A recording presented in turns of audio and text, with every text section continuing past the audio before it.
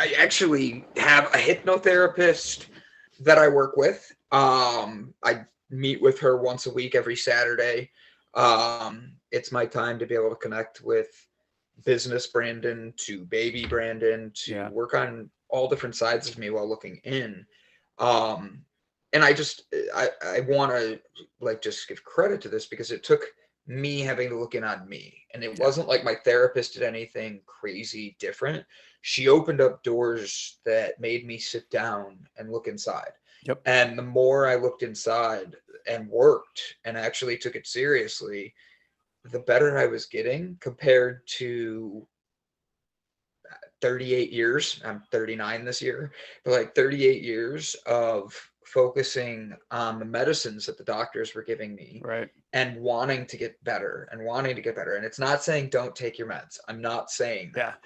They help, but like I am saying that when I take the time to look inward, it made a really big difference for me, my businesses, and work on me. And to see the change in a year, it's worth taking the time to meet with a hypnotherapist to a Reiki for some people is a good first start. Yeah. You know what I mean? Like start with where you're comfortable and be willing to connect. And if you're not going to be willing to connect, you're going to find you didn't.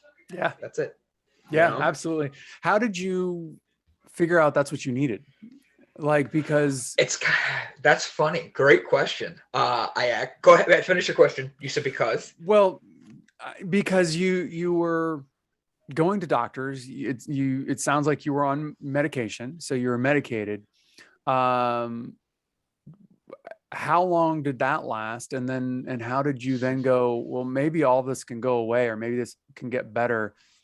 Because some people need the meds. Some people absolutely need the meds, one Hundred and percent. that's where they're at. And maybe that's where they're always at. But some people can get off the meds. Mm-hmm. And my knowledge or my experience is usually they get off the meds because of looking in and because of actually doing internal work. So, So I want to be honest. It didn't start with the internal work. okay. I went through a really nasty divorce years ago, 10 years ago, and during that divorce, I doctors had me on 15 pills a day for anxiety, depression, all these different things. Wow, that And just sounds tough to keep up with. I would when you're depressed already, it's hard to keep your body moving. And I was 29 years old. Like I was inside. I was so tired. I was going to bed at 10 o'clock at night and waking up 4 o'clock in the afternoon some Oh, days. wow.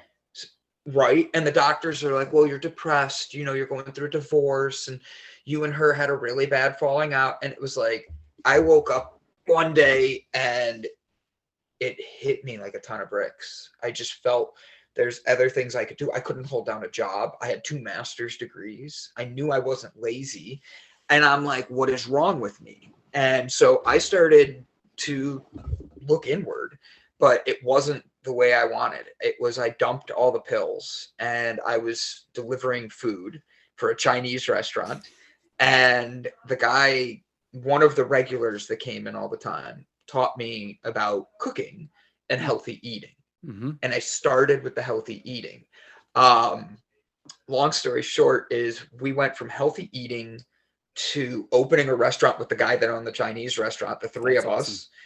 And then that took off. I did something right there because I got a job at Starbucks. Like for real, Mm-hmm. my cafe competed versus Starbucks across the street, just like they want, like Yep. Starbucks wants. Yep.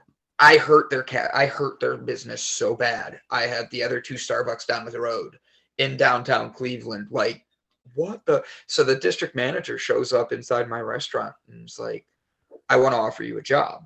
And they offered me a job, and I ended up running the third largest Starbucks in the world. Wow. Now, at this point, I'm off meds. I'm focused on healthy eating.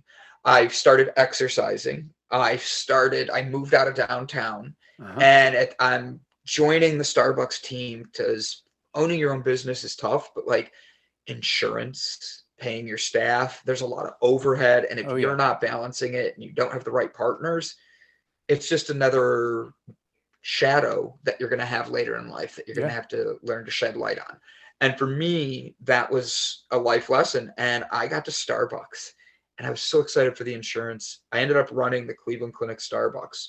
And one day it hit me, the 15 pills. Like it was like, I used to be on this many pills a day. And I'm now running a Starbucks that is all caffeine and sugar in one of the world's largest hospitals and one of the biggest corporations. And I did it in under 3 months. So I'm like, I'm pretty good at this. But every day when I left, I'd go outside and I got to my car and I would smoke because my coping was actually cannabis. Okay. So cannabis, not cigarettes. Okay. No, yes. Trust me. I was going to make sure I made that clear. So I would smoke. Yeah. I was smoking cannabis, but I was legally getting it as a medical thing. Right. And I knew I needed certain things. I had done it enough before. I had learned a lot about this plant.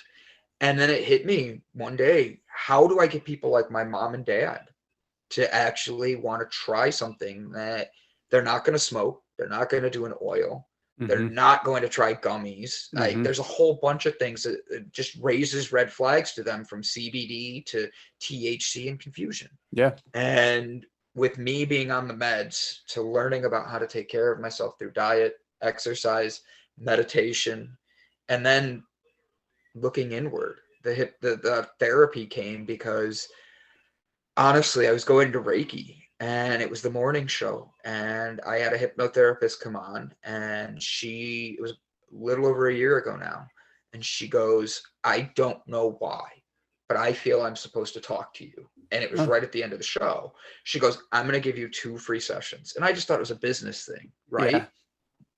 My first 2 sessions, it felt like I had 10 years of therapy in 2 sessions. And I'm not even exaggerating. Yeah. So for me, it was, those steps needed to be taken care of because we don't realize how important, like if you only eat, you're out in California, if you only eat In-N-Out Burger and McDonald's, you're going to get huge, right? Yeah. You're screwed. Not insulting right. Yeah. Every now and then I get it. But like when you know what you're putting in your body and you start appreciating it, from the moment it goes in your mouth to actually being digested, your body returns it and grateful because you brought it in. Yeah. And for me, I didn't realize how much food played a role until I started these restaurant things. And then, yeah. So for me, it's all that. What you put into your body and mind, also is massively important to how it shapes you mentally and physically. Yes. So if all you're putting in is horrible negative things and sugary, fatty foods and all kinds of processed crap, then that's what's coming out, and that's Correct. What you're going to reflect. Yes. I think you froze on me. I was just about to say, I think you froze on me. Oh, there we go. We're back. It only lasts a second.